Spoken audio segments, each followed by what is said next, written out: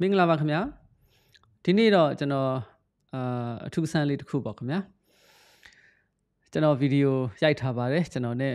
သားတော်မောင်နဲ့ညနေခင်းလမ်းခဏလျှောက်တဲ့အချိန်လေးမှာပေါ့နော်ကျွန်တော်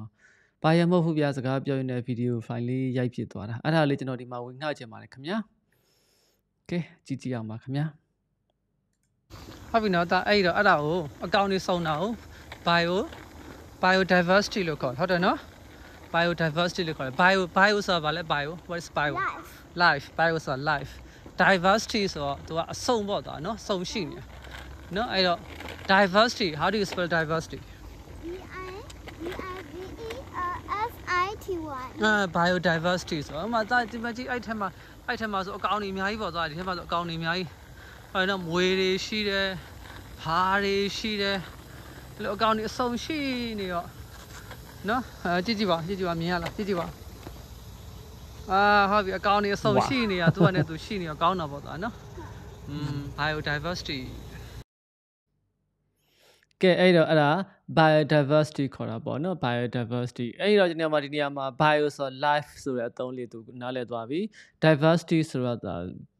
များပြားခြင်းဆိုတာ variety ဆိုတဲ့သဘောသူသိသွားပြီအဲ့တော့diversity ရဲ့သဘောတရားနော် biodiversity ရဲ့ဒီမှာ definition ကဒီမှာဖွင့်ပြထားပါတယ် the variety of plants and animals in a particular place ဆိုတဲ့သဘောအဲ့တော့အကောင်တွေစုံတယ်အပင်တွေစုံတယ်ဆိုတဲ့သဘောပေါ့အဲ့တော့ကျွန်တော်တို့ကဒီမှာဒီစကားလုံးလေးပါ bio ဆိုတာ life ဘဝအသက်ကိုပြောတာ graph ဆိုတာကရေးခြင်းနော်သူ့ကိုပုံဖော်ခြင်းဆိုတဲ့အဓိပ္ပာယ်ရအဲ့တော့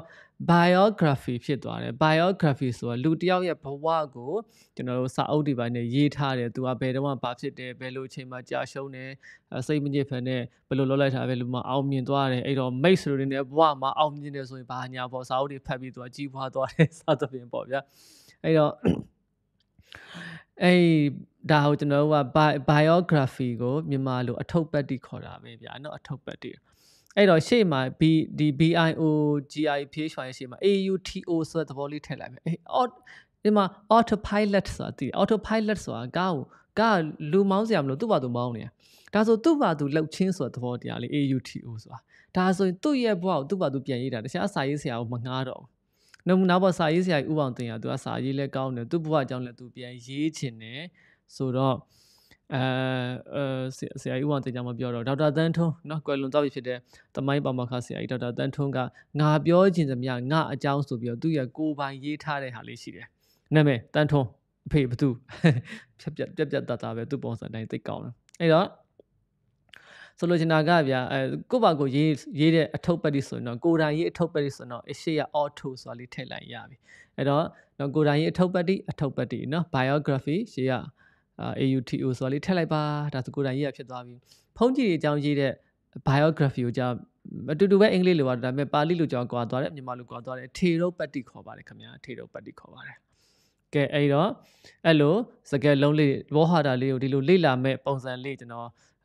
ထပ်ပြီးလေ့လာသွားပါအောင်မယ်ထပ်ပြီးဝေမျှသွားပါအောင်မယ်โอเคနော်ကဲအဲ့တော့နောက်ထပ်ဗီဒီယိုဖိုင်လေးတစ်ခုကျွန်တော်ထပ်ပြီးတင်လိုက်ပါအောင်မယ်ခင်ဗျာဒါကတော့နောက်တနေရာရောက်သွားပြီပေါ့နော်ကဲကြည့်ပါအောင်ခင်ဗျာဒီတစ်ခါတော့ဗာလေးပြောထားအောင်ကြည့်အောင်ဗျာကဲဒါဟုတ်ပြီဒါအိမ်မြောင်ဘယ်လိုခေါ်တာအိမ်မြောင် lizard ဟုတ်ပြီ lizard သူတဲ့အိမ်မြောင်တို့ကြည့်ရကောင်လေးအယောင်ပြောင်းတဲ့ကောင်လေး dinosaur chameleon right chameleon yeah chameleon right chameleon ကိုမြန်မာလိုခေါ် how do you say chameleon in Myanmar ပုတ်တင်ညိုဟုတ်တယ်ပုတ်တင်ညိုဘာလို့ထားအောင်ဆိုတော့ဘာဖြစ်တာအယောင်နေပြောင်းတာဟုတ်ပြီအယောင်နေပြောင်းအခုမှအမြက်အစိမ်းဆိုရင်သူကလည်းအမြက်အစိမ်းပြောင်းတော့အစိမ်းအောင်ပုံပြောင်းသွားနော်ဟုတ်တယ်လူလဲအဲ့လိုရှိတယ်သူက chameleon ဆိုတာအကောင်လဲခေါ်တယ်ဒါပေမဲ့အဲ့လိုchameleon ဆိုတာအကောင်လဲခေါ်တယ်နောက်ပြီးတော့အဲ့လိုမောနေကျွန်တော်မောလူလဲခေါ်တယ်လူကြမြန်မာလူကြလူပုတ်တင်လို့ခေါ်တာပေါ့ဒါပေမဲ့အင်္ဂလိပ်လူကြ chameleon ပဲ chameleon ဆိုတာကြတော့ဘယ်လိုပါမျိုးဆိုတော့လူတော့ပုတ်တင်လို့အယောင်ပြောင်းတာမဟုတ်သူစိတ်ဓာတ်တွေပြောင်းသွားတယ်သူခံယူချက်တွေ ideas တွေပြောင်းသွားနော်အဲ့တော့သူကမဖေလို့လို့ပေါ့အခုလိုလမ်းလျှောက်တော့မကောင်းပါကွာချင်းကုန်ပါကွာဆိုအေးဟုတ်တယ်ကွာချင်းကုန်တယ်ကွာသူက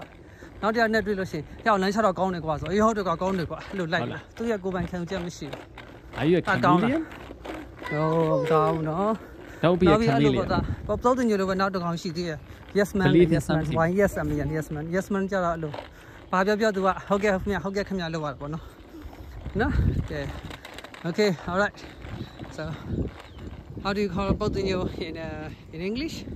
Pop tin nhiều is chameleon. Chameleon. What about a meow in English? Lizard. Okay, thank you. Okay, bye bye. Say bye bye. Bye bye. ကဲကျေးဇူးတင်ပါတယ်ခင်ဗျာ bye bye နော်အဲ့တော့ဒီနေ့ကျွန်တော်တို့ပြောသွားတယ် biodiversity ဆိုတာရယ်biography ရယ် chameleon ဆိုတာလေးပါအဲ့တော့ဆိုလို့ချင်တာကဒီ video file လေးကတော့ကျွန်တော်တို့ homeschooling လုပ်နေတဲ့မိဘတွေအတွက်လည်းအထောက်အကူဖြစ်မယ်လို့ယူဆပါတယ်ခင်ဗျာအဲ့တော့အချိန်ပေးပါဒါသားသမီးတွေကိုအချိန်ပေးပါသင်ပေးပါကိုယ်တိုင်လည်းသင်ယူပါအကယ်၍မိဘတွေအနေနဲ့ပေါ့နော်ဘာတွေသင်ရမလဲဘာတွေသင်ပေးရမလဲခက်ခဲရှိလို့ရှိရင်တိုင်းတဲ့အထူးကျွန်တော်သိသလောက်တက်သလောက်ကျွန်တော်ဆွေးနွေးပေးပါမယ်ကျွန်တော်အခမဲ့ဆွေးနွေးပေးပါတယ်ခင်ဗျာကျွန်တော်ရဲ့ ROP page ကနေဆက်သွယ်နိုင်ပါတယ်ခင်ဗျာကဲ don't be a chameleon မဖြစ်ပါစေနဲ့ believe in something ကိုတခုယုံကြည်ပါ okay နော် fight for your identity နော် fight for your identity ကိုဘာကိုယုံကြည်လို့ဆိုတာအဲ့ဒီအတွက်ကိုရက်တီပြီးတိုက်ခိုက်ပါစာထွင်ပါကဲ okay ဟုတ်ပါပြီခင်ဗျာကျေးဇူးတင်ပါတယ် see you next time bye bye